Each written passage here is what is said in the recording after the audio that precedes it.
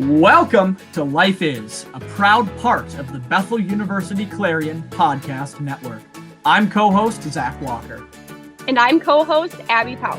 Today, Life is Holidays. We'll talk about April snow showers, weird performances at family get-togethers, and celebrating the wrong way. We'll discuss the Easter Bunny, online church services, and putting the shovels away for the winter. And even though we're supposed to be talking about holidays, we'll probably celebrate other things and maybe talk to some folks over at the award-winning Clarion newsroom. Because life is holidays, but life is everything else too. Life is drops now.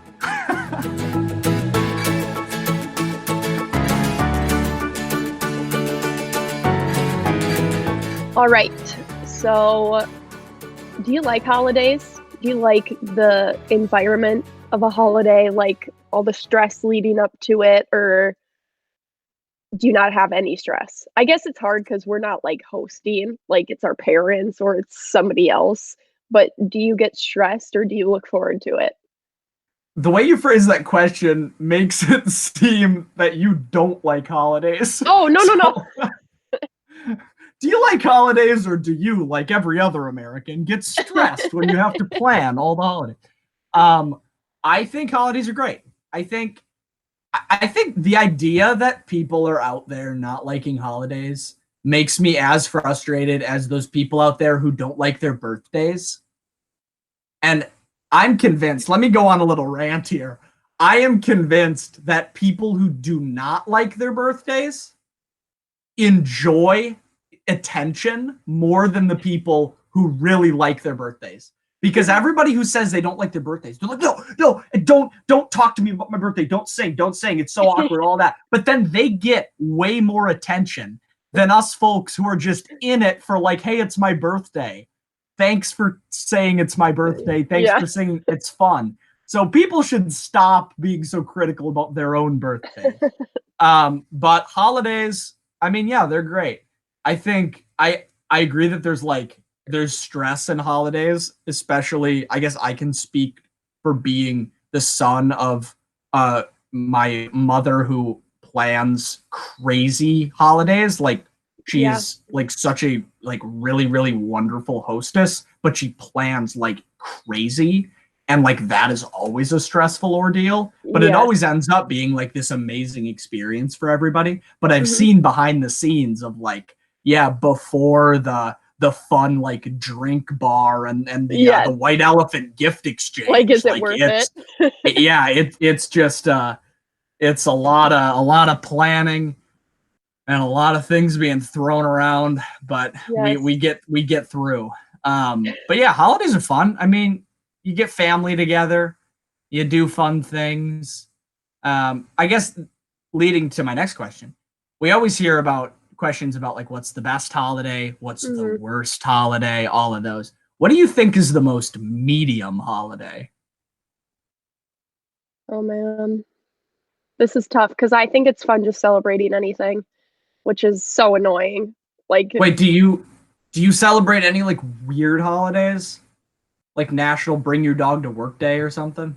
No, do those count as holidays? I feel like anything can count as a holiday. Is there a Grimace holiday? I don't know, but that is something we should do for This Needs to Stop, celebrating National blah, blah, blah day. National Donut Day. Like what? Just get a donut any day you want. You know? That was a very American statement. So why shouldn't people have a day that they can get more donuts, or like, because I feel like on National I feel like that's just silly. But I think because I think we do. On National, I don't need it because I can't eat gluten. But on National Have a Donut Day, there's no shame in people eating a dozen donuts, or maybe there shouldn't ever be shame in eating donuts. Okay.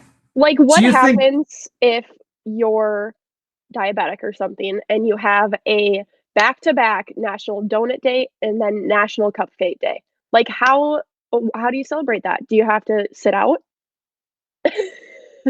I mean, I feel like that person could have the self-control to think, hey, maybe my condition warrants me not pile driving pastries for 48 hours. So I think that's a weird one case to judge Yep. it on. Yep. Okay, that's true. Then my most medium holiday is National Donut Day. That's your most medium. That goes right in the middle. Yep. You're just never really It's thinking just of it. there. Yeah. I think. What's your Oh, sorry. No, you can go. What's your most memorable holiday? Like, is there like a I was 5 in 2007 and this is what we did and this is what I got Oh, for Christmas or anything sounds like like this. that? Sounds like the start of a mystery novel. Oh, sorry. No, it was good. You should be a writer. My most, I have there's a funny holiday memory about Halloween, which is an underrated holiday. Halloween That's true. slaps. It's a Oh. great holiday. So I was like, I don't know how old I was, maybe like 10 or something. And I was trick or treating. And whenever I would trick or treat, my parents would drive our Chevy Yukon like 10 feet behind me and my friend just to make sure like men wouldn't abduct us or something. Yep. Like I never went trick or treating by myself without my parents like there from a car watching That's it from a awesome. distance. Did they ever have to act? No. Well, there was one time, and that's my memory. I was about 10 years old. Ooh, yeah. See how I led you into that one? Yeah. I was about 10 years old, and I was walking, and I had my bag of candy, and I believe it looked like a pirate flag. Oh, okay. It was like the skull and crossbones thing. It was just a sack of Why candy. do I know what it is? And I was exactly. Everybody loves pirates. And I was walking, and there was a kid who I saw him as it was my friend. His name was Chris, and he was my friend in the neighborhood that I lived in before moving to the house that I live in now. Okay. So I knew Chris. I hadn't seen him for a while, but we saw each other on the sidewalk, and we're like, oh hey! And he pulls a joke where he runs at me and steals my bag of candy, and I think, oh yeah, that's funny. It's Chris being funny, and we were very good friends. But my mom from the Yukon didn't know it was Chris. So my mom swings the door open, sprints out of the car at Chris. And he's like, hey, she's like, hey, get back here. Give my son his candy back. And Chris like whips around wide-eyed and he's like, oh, hi, Susan. It's just me. And she like switches demeanor like that. And just like, she's like, oh, I'm so sorry. Hi, honey. And then gives him a hug and he gives me my candy back. So that was a pretty fun holiday memory for me. That Chris thought he was going to die at the hands of my protective Halloween mother. Do you have any fun holiday memories? Not that I can think of, but I remember how you said Halloween is underrated. It definitely is. Like, I remember my parents said that after 6th grade, I can't trick or treat anymore. Literally, it felt like a death sentence. I was just like, each year, I was like, oh no, I'm getting closer. They just didn't, like, they were like, you don't need to be taking candy from, like, all the fun little kids out there, blah, blah, blah. And I was like, You were fine. a fun little kid? Well, in 6th grade. How old are you in 6th grade? Like 12? I feel like that's old. It's too young to stop trick-or-treating, I think. I feel like I did it when I was older, like, just with friends or something. I was at a friend's house and we went, and, I felt, like, uncomfortable. I was like, "I don't need to be going to people's doors and saying trick or treat right now." Like, Well, but this is silly. Isn't that sad, though? That society makes us feel that way? Yeah, we should all get to go. Because why do there have to be weird restrictions on holidays?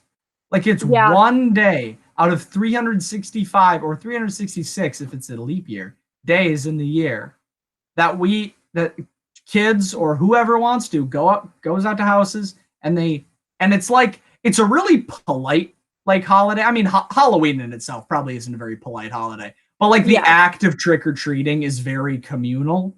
It and is. very like counter what a lot of people think is like, oh, all these like communities are dangerous. We can't be going up to strangers. Halloween is like the one day where you're just like going up to a stranger's home and saying, hey, give me candy, which now thinking of it is like sounds weird and is countercultural to a lot of things like, hey, don't take candy from strangers, don't talk to strangers, Yes. all of that.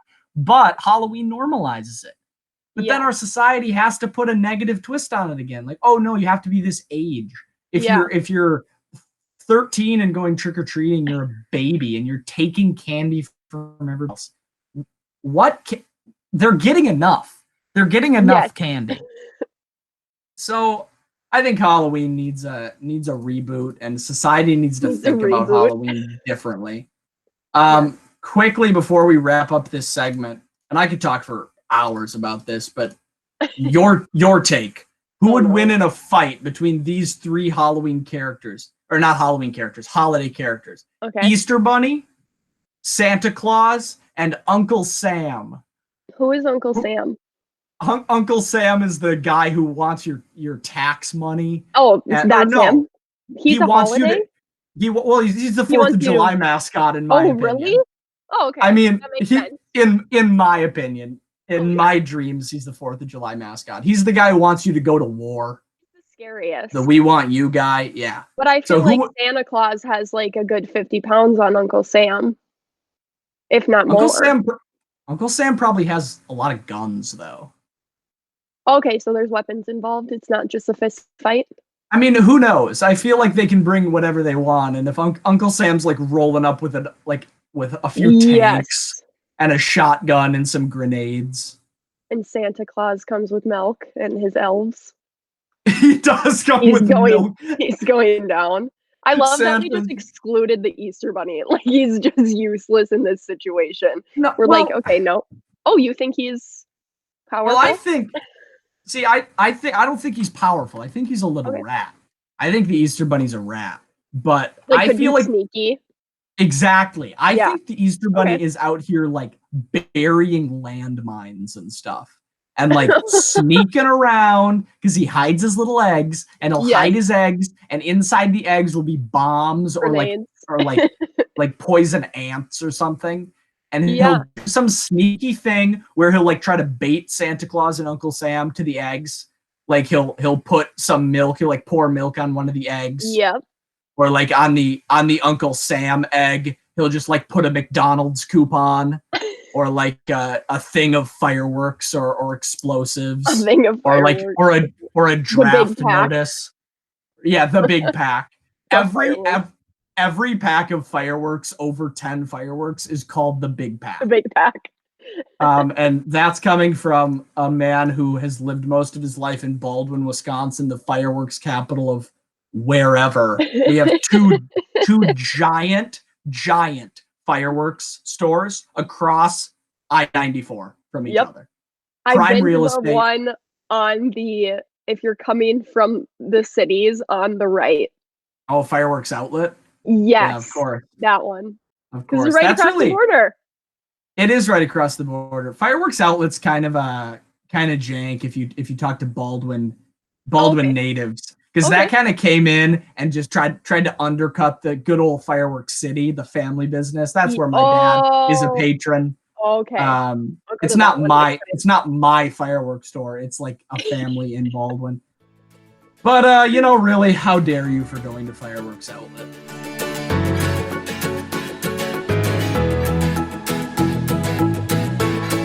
All right. So next up, we have Pastor Joel White Hoogman. Is that how you pronounce it? Hoogheim, you got it. Hoogheim. Okay. Thanks for coming on. Oh, yeah. Thanks for having me. Yes. So during this pandemic that we're in, what does a normal day look like for you as a pastor? Well, it's the start of week 5 right now of us moving from being on site to being virtual. And so it's only been about the last week where we've figured out what a normal week looks like. So before now, it was just a lot of figuring out who's doing what and where, because we moved from being almost virtually in person ministry and congregation to doing everything online. And so by this point, my weeks kind of look like they did before, except rather than sitting in a room and meeting with people, we wind up doing a lot of Zoom meetings. It's a lot of phone calls, a lot of emails. And so what our church is about at this point is maintaining connection. So Lord of Life. Okay, yeah. Thank you. I was just going to ask what church that was. Yeah, it's Lord of Life Lutheran Church in Maple Grove. And we're a pretty large congregation. So we have between 8,000 and 9,000 members. And so one of the things that we've done is with our pastoral staff is each week so far we've been making personal contacts with every household just to stay in touch so that they've got a pastor who's reaching out to them via email and then can do follow-up because folks either affected by the coronavirus or their families or people whose jobs are imperiled or just struggling with the reality of a pandemic. So it's a lot of personal interaction, but it's all happening virtually rather than face to face. And so I think it's a similar thing that a lot of my colleagues around the country are doing as well. Just trying to find ways to keep people connected, rooted to their faith community, share a message of hope in Christ in the middle of this totally weird time. And then there's just the reminder that God has led the church through other difficult things as well, and that God will get us through this. So how long have you been a pastor there? I've been at Lord of Life just over 3 years. Okay. And you said that there's 8,000 to 9,000 members in your congregation? Yes. So how many people are like in the sanctuary at one time at a service? Well, at a service, we've got 4 services over the course of a weekend, and I wish we, like most any church, more people attended regularly, but that's probably something you explore and are learning in your own ministry lives too. So, we'll typically have between 1,500 and 2,000 a weekend in attendance.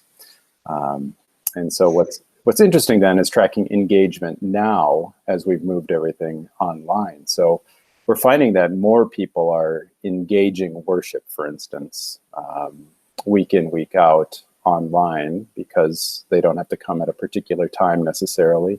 And so what that means moving forward will be really interesting to see. So for your Easter service that was on YouTube, how many viewers did you have for that? Well, on YouTube, I haven't looked at the numbers lately. So we both did Facebook Live and YouTube. Yes. And so between the two, as of late last night, we had between 5,000 and 6,000 views. And so, for instance, my family watched, and so there'd be 4 of us, but that counts as one. Yes. So same with mine. Yeah. So that's the hard thing to know is, how many people are sitting there. We got this. I got this picture emailed to me today of it was a group of neighbors in a particular neighborhood, and they were all social distancing, so they were in their little pods. But there was about 4 or 5 households that were sitting on a driveway with their laptop, and they had an Easter lily, and then they were worshiping. So this little neighborhood group had gotten together. Oh wow. That's really cool. Yeah, that is so cool. I think yesterday a lot of people found different ways to worship, and I think that's really amazing. So your message yesterday was really good. How have you gone about trying to get a message across via a screen? Yeah, it's a different thing because we all know that. I mean, it's not unlike podcasting. So you put this out here, but you don't know what anyone's doing while they're listening. Yeah. So you kind of assume in a podcast, like someone's doing the dishes, or they're at the gym, or they're driving, or whatever.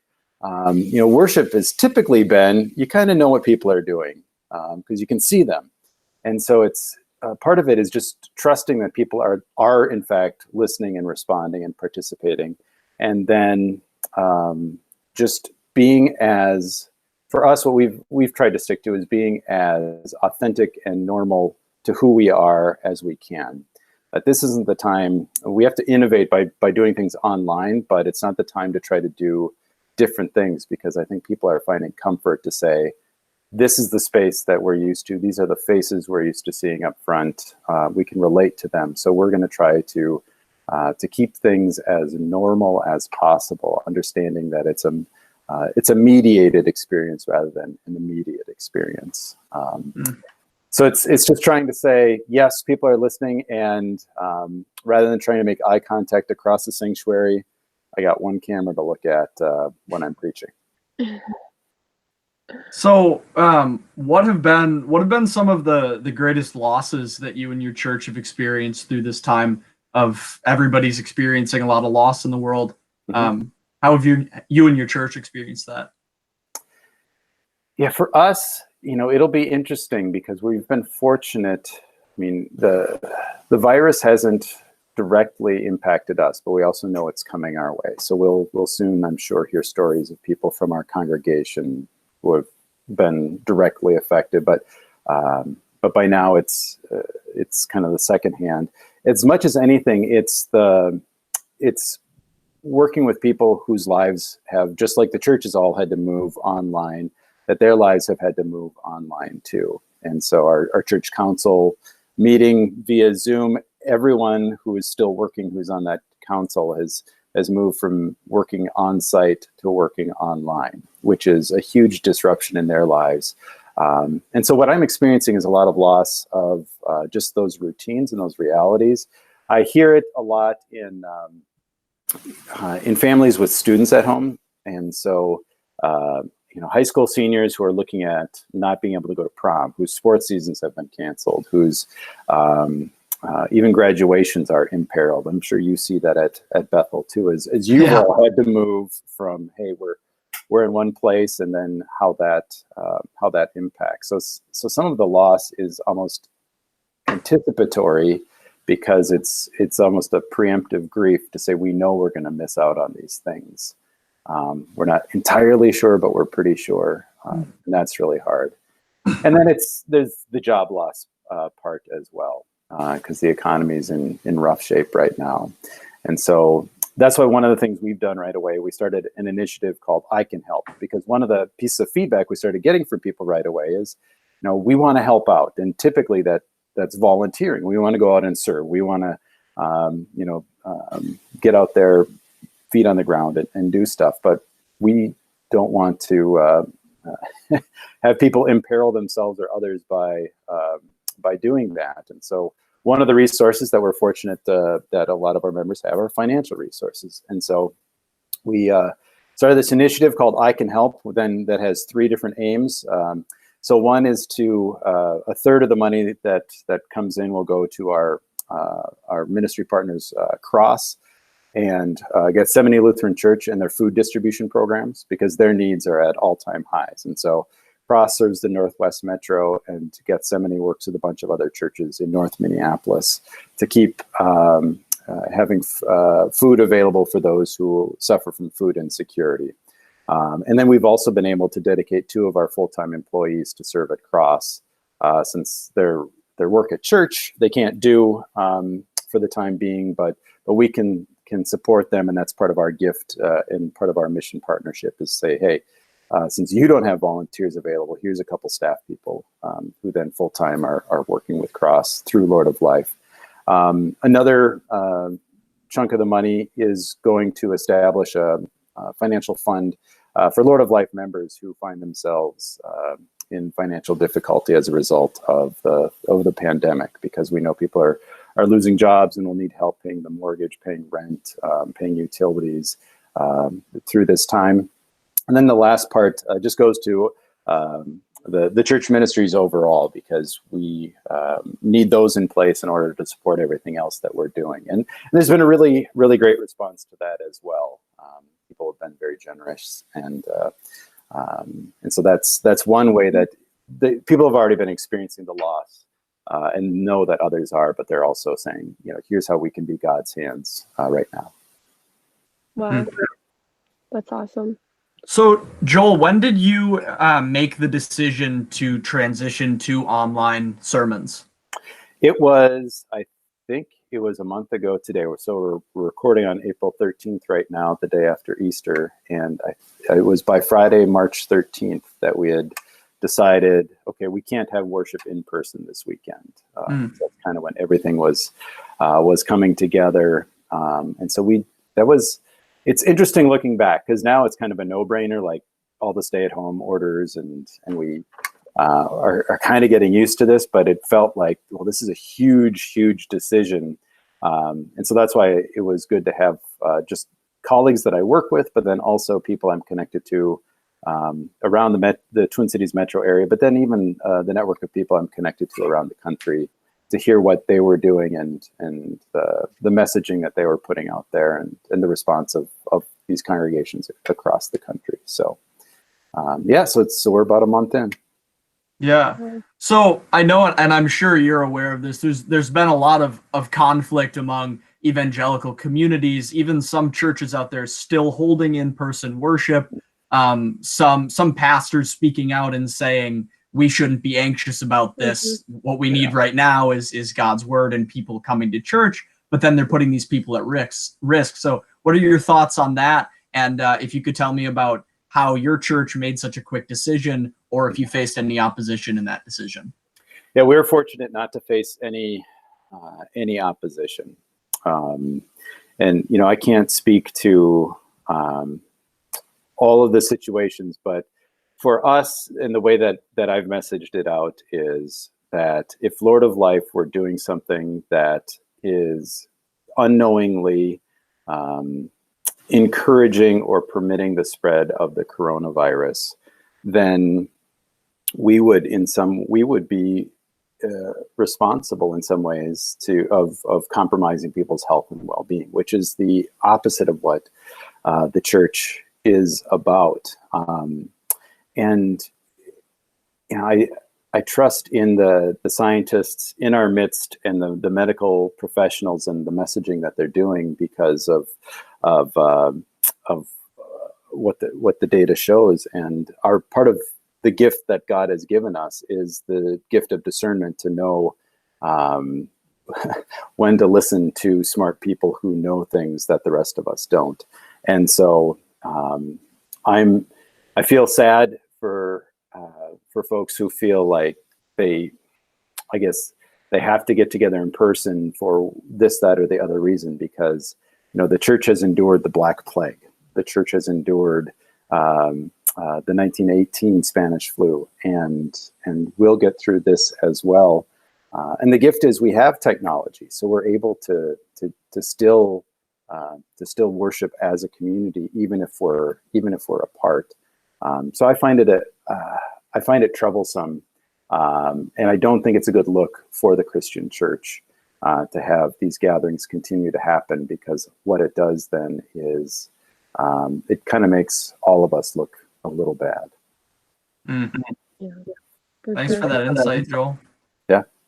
So to close here, in a time where just yesterday on Easter Sunday, some people weren't able to go to their churches and have their traditional Easter services. Some people couldn't go and have dinner with their families. Yep. So what is your main focus as a church leader through this time to put people at ease, or what are you telling people that are going through that?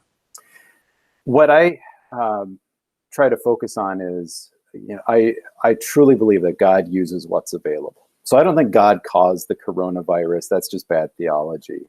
But God will work through all situations for good for those who believe in him. I mean, that's what Paul writes in Romans. I believe that. And so part of it is looking for the good that can come out of this bad situation. So yesterday, part of my message was, we couldn't do all those traditional Easter trappings, but we still had Jesus, and we have the message of the resurrection, and we can hold on to that. And in some ways, I think it's almost a clarity that we're able to have, because we can't look at the traditions or the other things around us, but we can just rely on Jesus, and that's there's nothing that can take Christ away from us. And so that's just the heart of my message, is to say, we can still stay connected. So my family, we couldn't get together with with my parents or my in-laws yesterday. But so we just had a Zoom family get together, and that was great. So we could still kind of be together and connect. And then it just winds up being, I think, profoundly meaningful because we have to stop and reflect in ways today that we don't always do when it's just business as usual. Mm. Well, thank you so much for coming on, Joel. Thanks for having me. Thank you. Yeah. All right. Take care. Yep. Take care.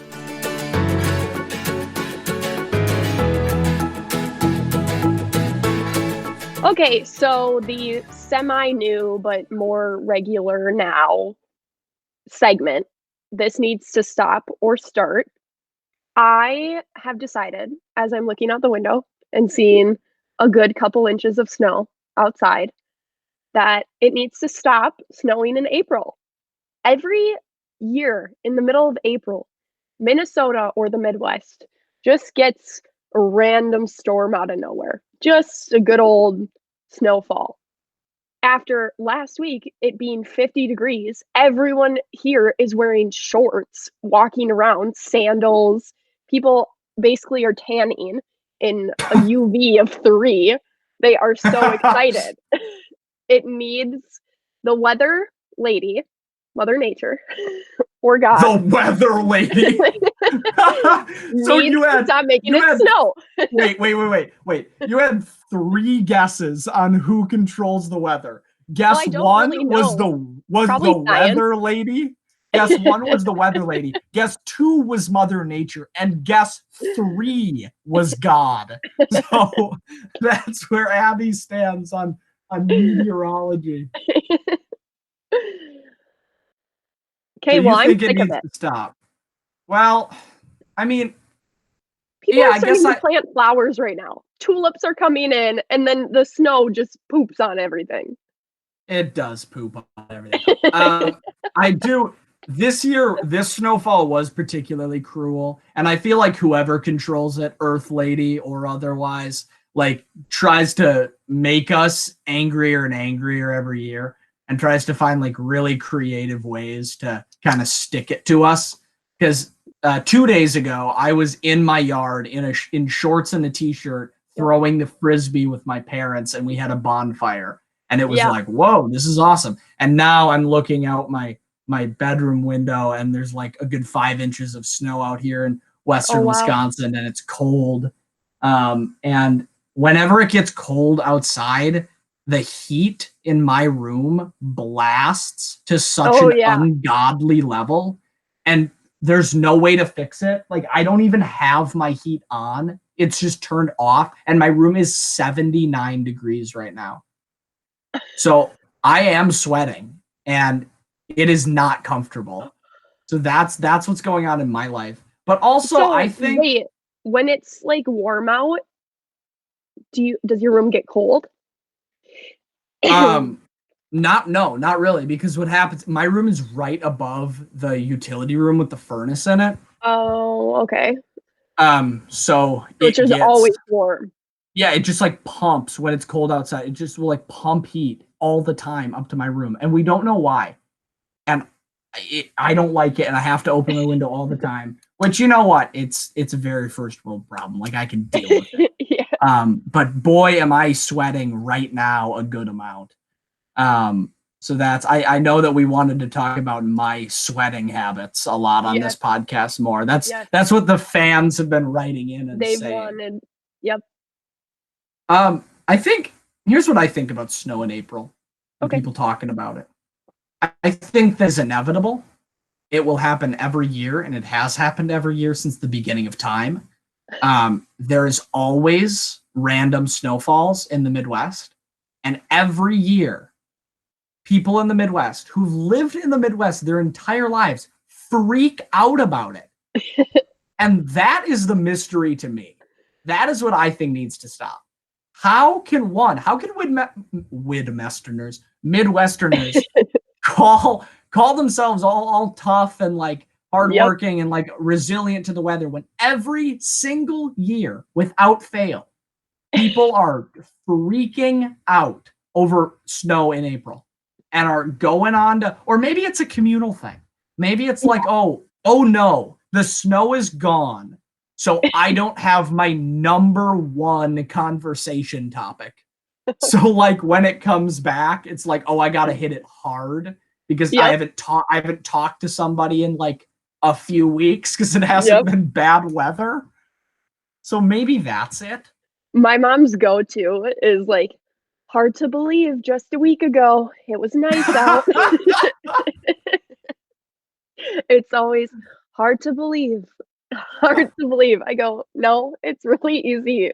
We're in Minnesota. Extremely easy to believe. One of the easiest things to believe in society today, I think.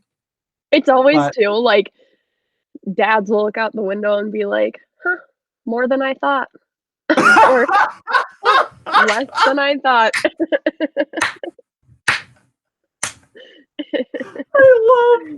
I love your mom and dad impression. That's so good. I already put the shovels away. I'm not getting them back out. Yeah. Oh my gosh. Oh, that's hilarious. That is so funny. If you ever do stand-up comedy, that should be your number one bit. Is just doing dad things and mom things. Oh, I already put the shovels away. My parents make it easy. They're so funny. They're like more than I thought. Pure Midwesterners, like more than I thought. So was this snowfall more than your dad thought? Oh yeah, he said that yesterday. Looked out the window. And just, did he indeed? With the nod. Yeah. More than I thought. Yeah, exactly. Like he knows who he is. He's confident. Yeah. Oh, for sure. And did he already put the shovels away? Yep. They're put away. He said, I'm not getting them back out. Wait, where are they? Did he lock them in a safe? Or like how is it hard to get them back out? We have a panic room and we throw them in there. They're just in the attic. Like, I don't know. Oh, they're in the attic. Yeah, we just toss them up there. Okay, that's a pretty permanent place to put the shovels. So yeah, that is kind of a hassle to get them down. Just climbing up a ladder, just sticking a hand up there, grab it. But whatever works, you know. Yeah, I mean that's dramatic. That's bold of your dad to do that though. Like you get a few weeks of good weather in Minnesota, and then you toss the shovels in the attic. And you're kind of saying to Earth Lady at that point. Not a lot of snow, don't worry, like blah blah blah, and then more than I thought. More than I thought. Well, this has been the most Midwestern segment that we have ever and probably will ever have. But you know what, Abby? Hey, drive safe out there. Yep, you too.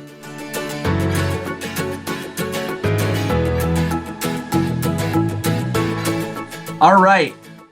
Next up, we have Clarion lifestyle editor, Emma Harville, friend of the podcast. Thanks for coming on, Emma. Of course, yeah. Always a pleasure. Tell us about your Easter celebration. What was different? What was the same? What was weird?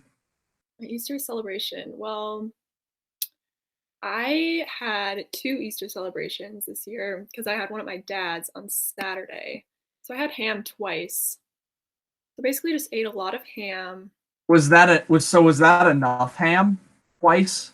Having ham twice, or would you want it 3 or 4 times? No, it might have been nice. I still have a lot of leftovers, so maybe it will be 3 or 4 days. It probably could be. But yeah, I didn't really do very much. We had a little Bible study get together in the morning. Oh, fun. And then we ate our ham. And then I don't know, we played a couple games. We played Scrabble. But yeah. Nothing. Did you come out on top in the Scrabble game? No. Was it Easter themed Scrabble? So like the only word you could play was ham? No, that would have been great. That's how all Scrabble should be played. What do you think about like the traditions of Easter? You know? Because Easter like itself as a Christian holiday is really, really important. Okay. You're talking about traditions like Easter egg hunts and like the bunny. Yeah, like what do you think of Easter as a holiday, of like how people celebrate it? This is for both of you.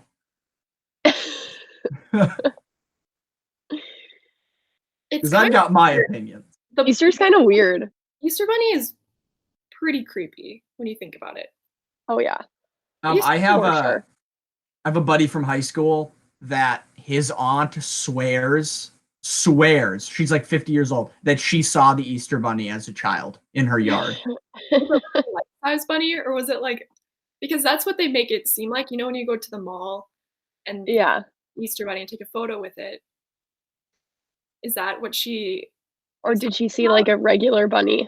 No, although that would have been hilarious. Like, you just see a cottontail rabbit outside on Easter, like, oh my gosh, it's real. No, she believes, like, she says that she saw like a human-sized rabbit, like on 2 legs, hopping around. And I don't know if it had eggs. Also, where do the Easter Bunny's eggs come from? Does the Easter Bunny lay that's them? What I don't get it. Or does he have a basket that he steals from like Easter chickens? He's not a chicken. Well, he could be. We don't know what he is. Do you think maybe because it's spring, so is he stealing all the babies from all the animal parents? You know what I mean? I think that's what it is. That's the best theory that I heard so far. Yeah. It kind of makes sense. So is the Easter Bunny like a villain then? That's kind of mean. I've always known that the Easter Bunny is a villain. Oh, okay. The Easter Bunny, the Easter Bunny is like the disgraced cousin of the holiday family. Like they don't really talk about him. He's got a real name. It's probably like Brad or Duncan or something. But they just call him the Easter Bunny, or EB for short. But he kind of just, because he's a criminal. I bet he steals. Yeah. I bet he steals the eggs of like the prettiest birds, because Easter eggs are all colorful. Yeah, they're all colorful. So I bet there are birds out there in the world that are like amazing. They're like mini peacock level amazing, and then the Easter Bunny steals them all. That's what I think. Yeah, I think that's true. Emma, any weird holiday traditions in your family of any holiday? Of any holiday? Well, not anymore, but when we were little, we would do something really weird that I didn't realize was weird. Every Mother's Day, which is so random. Like, why Mother? I don't know. Yeah. Right. We would put on, my sisters and I would put on a circus for my grandparents. And just wait. So we would like prepare these performances, and I had a playground in my backyard, like one of those, like with swings and a slide and whatever. So we a playground. Thank you for explaining what a playground is. But we would perform these like acrobatics, and it was just so. I would wear like my leotard, and were you like in ballet as a kid? No, I was or gymnastics? So I had a ton of leotards. So I would put on like my best leotard. I'd raid my mom's makeup bag. I had no idea what any of it was. So I put like concealer all over my lips, like black eyeliner on my eyebrows. I was going for like the clown look, I guess. And then we would run out there, have everyone gather outside and watch us. And I really thought it was such an impressive. It would really just be me like swinging on the swing and like singing a song or something. Okay. So went on until I was like 11. That was going to be my next question. Was going to be, you said you would do acrobatics, but in my head it's just you and your sisters like swinging around and running. Is that's what it was? We would like we do would some twirls. So like we found a bungee cord in my garage, and we tied it across the swing set, and then we connected my sister to it. So it was what? We made her wear a bike helmet. Okay. Well, that helped. Like fling her off. I don't even. What are you? Okay, what? We were in the I have Parents let you do this? performing it. And my mom was like, "Wait, what are you guys doing?" Yeah. We're like, "Mom, yeah. This wasn't cleared. yeah." But that So I'm Mother's Day. I'm concerned about your sister's safety here. One, was she an infant at the time? How is she hanging from a bungee cord? probably like 6 or 7.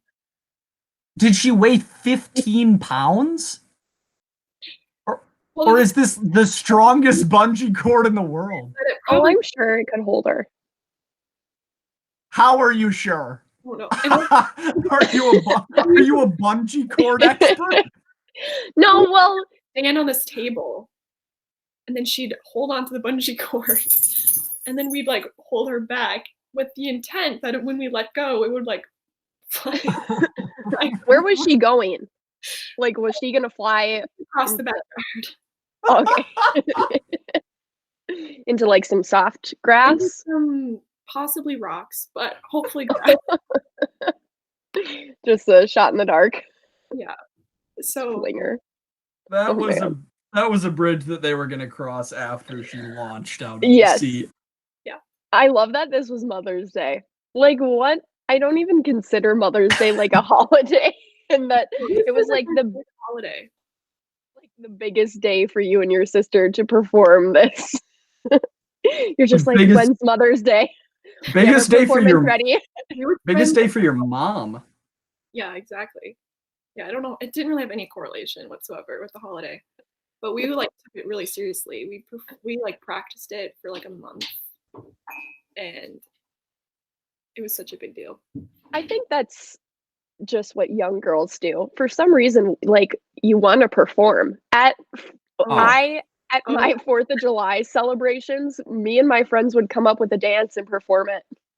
Like for everyone there. The whole group of people that came, which is like 50 to 70 people at our cabin, and we were just dancing. We performed, like we really practiced the whole weekend, and it was this big performance. Like girls love doing that. I don't know what they are trying to show off, like just that we can memorize something, but you do look forward to it. But the thing is, like, I am not like that anymore. Like, I do not Oh no. want to ever do that anymore. So I don't know when that went away. So Have this courage, and it just slowly withers. my life went in the opposite direction because as like a young child, I remember my cousins would put on these like weird shows in my grandparents' living room, and I always thought it was really uncomfortable and awkward. But then I became a theater kid, and then I just like am still that way, and I'm always still wanting to like perform for people.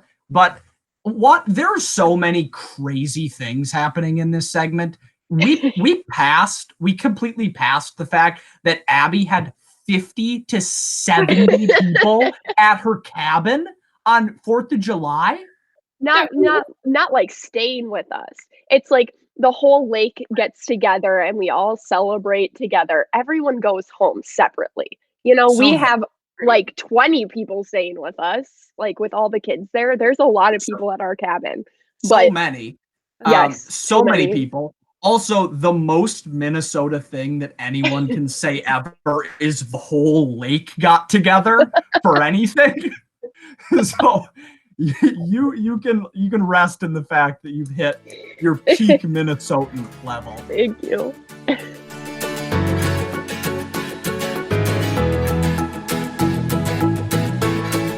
All right, Abby, with Easter being Corona Easter and hopefully not seeing a ton of family or else you're furthering the virus.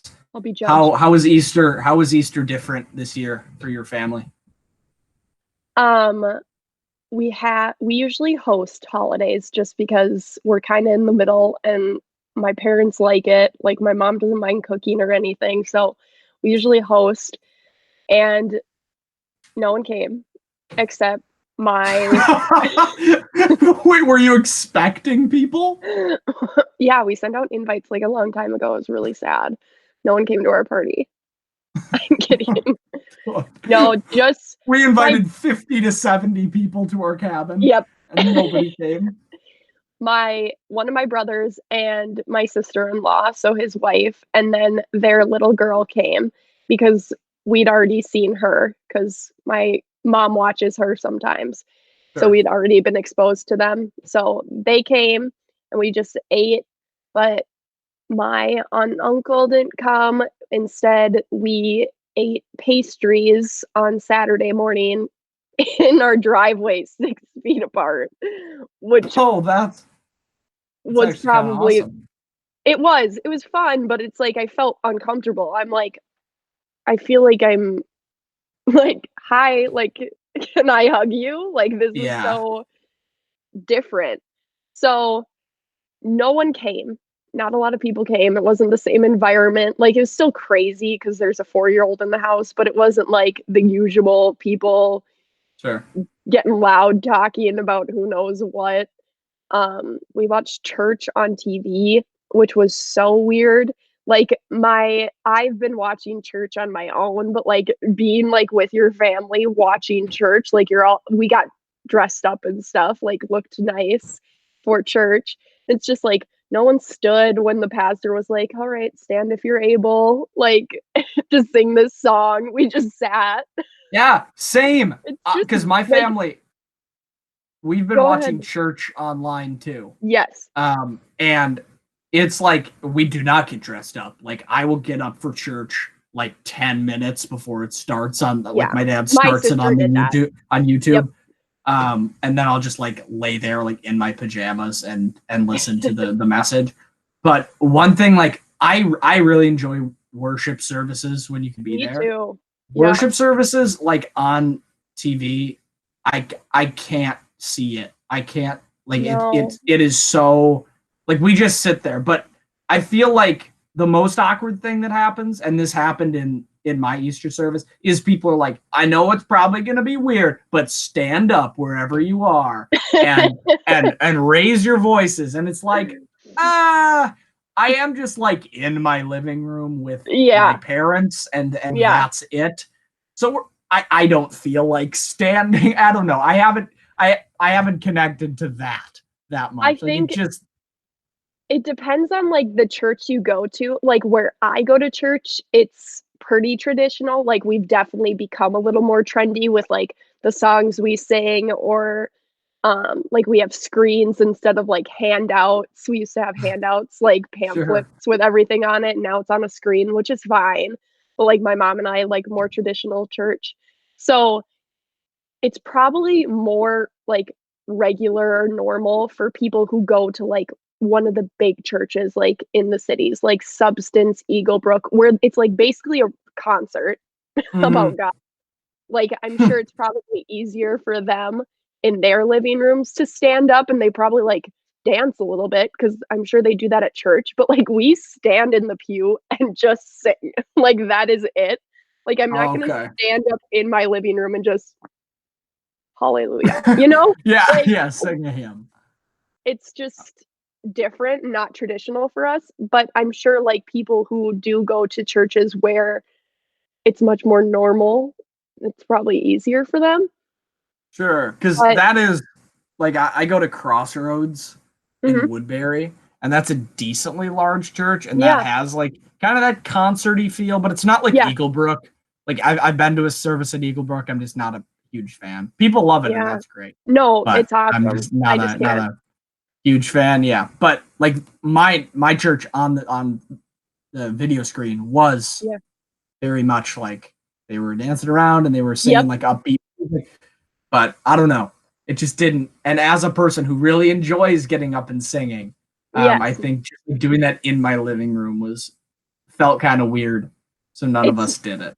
church is a community, and I think when you're at home, although like obviously your family is like who you want to celebrate with and who you want to worship with, but it's different having a community around you and know you're all like celebrating the same thing and you all are singing together. Like that's what I love about like even just a concert. When everyone is singing all together, it's like this is awesome. We don't have one issue in the world right now. Everybody is getting along and we're all singing the same thing right now. And so I love that feeling of community, whereas at home it's like, are you guys judging how I'm singing? Yeah. Like, Yeah. you don't know. Well, I think that's just a thing about like performing and doing something in front of people. I've always found it easier to perform around like a large group of people. Even like if I am the only one on stage performing Yeah. and there's like a bunch of people, rather than like me with like two of my best friends or something. Like, that's a more unsettling experience. Yes. So, yeah. What do you think? So this isn't just about Easter, this is about all the holidays. Okay. What do you think is actually celebrated the most in America on holidays? Probably Is it National Donut Day. Yeah. Okay. Not like which holiday is celebrated the most. If that was the question, it would be National Donut Day. For sure. But like in any given holiday, do you think people really celebrate what that holiday is about? No. Do you think people celebrate being with their family, eating, gifts? What do you think? What do you think Americans celebrate on holidays? I think it's a big get together for families. Like, oh, it's Christmas. Like, probably should have the family over. Haven't seen them since last Christmas. Like, who knows? And we'll just eat some good food because it's Christmas, and then we'll hang out, open a couple gifts. I think it's hard for any type of family, even like in the Christian community, to really focus on the actual holiday and the meaning behind it. Like for me, it is on Christmas. I love presents. Like I am not somebody who sits around and says like, "Oh my gosh, like no." Like who doesn't like presents? Tell me who. Like who out there is like, "No, I really can't take that." Like I'm giving you presents. Like give me presents. It's like Michael Scott, I love you this amount of money's worth. Like I think that's hilarious. And I think it's okay to do that. But like my family, like outside of our church service on Christmas, tries to get down to like we're celebrating like how lucky we are to have had Jesus, you know? And I think for other people in the Christian community and outside of the Christian community, it's hard. Like I think it's just a title on a get together for some people. Like we're having the family over for games and food and a couple presents here and there, but like we're just going to call it Christmas even though there's not a meaning behind it. What do you think? How do you think it's celebrated? I think it's a celebration of tradition. Yeah. And I think that tradition is rooted in family. I know in my experience, the holidays have not seemed like a celebration of certain causes. Like Christmas morning, I was never getting up and saying like, "Oh, thank you, Jesus, for being born today." Yeah. I was getting up and I was rushing to the tree and opening presents, and I was getting up and my parents would make eggs and bacon and hot chocolate, and we would kind of celebrate being together and being a family, which it was always great. And even at like my bigger family get-togethers, like my grandma at Christmas always reads the Christmas story, and that's like the one big like Christian tradition that we have. But I mean, we're not like I wonder how many families like on Christmas is like Jesus's birth like the number one conversation topic. Yeah. Or like, because I think a lot of people would say, like, if you polled people at Bethel and you asked like what do you think you're actually what is Easter like? What are you focused on for Easter? A lot of people would say like the resurrection of Christ. Yeah. But then I would come back and I would say, well, how are you celebrating the resurrection of Christ throughout the day, or are you just like posting something on social media and about it, eating and then dessert with your family? Yeah. Because that's completely fine. Like I didn't post anything about social media. Like they're doing more than I'm doing. Yeah. But I think holidays in America are more of a, this is like a day that I should go and reconnect with my family. Yeah. Because every other day, especially here in this country, is so much like we got to go. We have to study. We have to work. We have to make money. We have to plan for our future, all of that. And then holidays are like this, it's like a celebration of rest almost. Yeah. It's you go, you see your family, you eat food together, very communal. And then, I mean, hopefully you think about the cause, you think about the resurrection, you think about Christ's birth. But like, I mean, admittedly, that doesn't really cross my mind all that much on Christmas and Easter. And I mean, I didn't grow up in a super traditional like Christian home, and I don't know, I feel like I should feel bad about not thinking of Jesus more on holidays. Yeah. But I don't know. I mean, I know that my faith is strong, and it's just like on Easter, like I'm not thinking all the time about like, wow, this is like such a super important day. And maybe I should. And maybe when I get old, like as I progress in life, I will more. But I don't know. I feel like it is based on how you have gone about your faith and how you grew up in faith. Like, I think there's a lot of people out there who like feel the need that they need to throw their relationship with God in other people's face. So like, even at family get-togethers, maybe they talk more about it to show that they are, for some reason, better than someone else who may not believe in God or have any type of faith. I think that not talking about it as much may be beneficial because everyone's relationship with God is individual. Like, no matter how, like, I think a lot of people like to say, like, oh, it's me and my husband and our relationship with God. Like, it's all individual. And if you know your relationship, I don't think there's a reason to be like, today is Jesus's birthday. Today is Jesus, this and that. And yeah, social media is a big thing. And I think just being in the moment with your family, and I think that's enough for a holiday. But I don't know. Yeah. Maybe it's not. And maybe I'm celebrating it wrong. I don't think we can know. Yeah.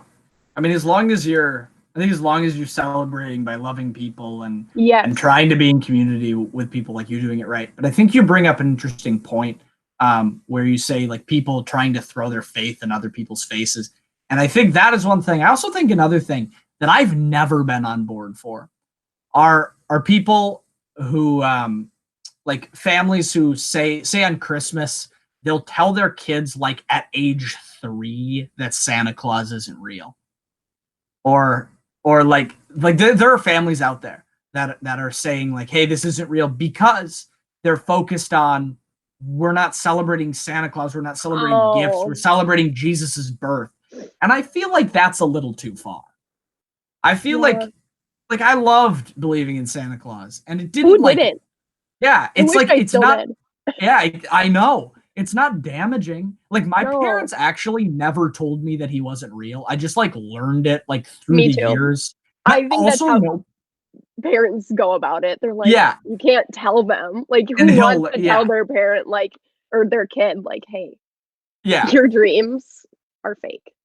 Yeah, exactly. Like, they're crushed right now. Yeah, and like, nobody at school. Like, I never had that TV Hallmark moment where a bully in school came up to me and was like, you're an idiot because Santa Claus isn't real. I just like, as I got older, I'm like, oh, this probably isn't a thing. Oh, and then we just like, I figured it out. We like slowly faded out. Yeah. So yeah, I think, I don't know, but maybe we're hypocrites for attacking people for celebrating holidays how they want, whatever. But yeah, I think it's, there's some interesting things to think about when we think about holidays and how we celebrate them. So thanks for talking, Abby. Thanks for talking about holidays. You've been listening to Life Is, a podcast from the Clarion, Bethel University's national award-winning student publication. We'd like to thank our producer, Sam Mulberry, and whoever built both fireworks stores in Baldwin, Wisconsin, for keeping the explosions going. The Clarion still publishes stories every day at BethelClarion.com. Today, check out the second installment of The Egg, a new news series that has your short attention spans in mind. Please tell the people in your life about Life Is, which drops Monday and Friday until we run out of things to say. Because ultimately, life is people. So tell the 50 to 70 visitors of Abby's cabin. And tell Santa Claus because he is real.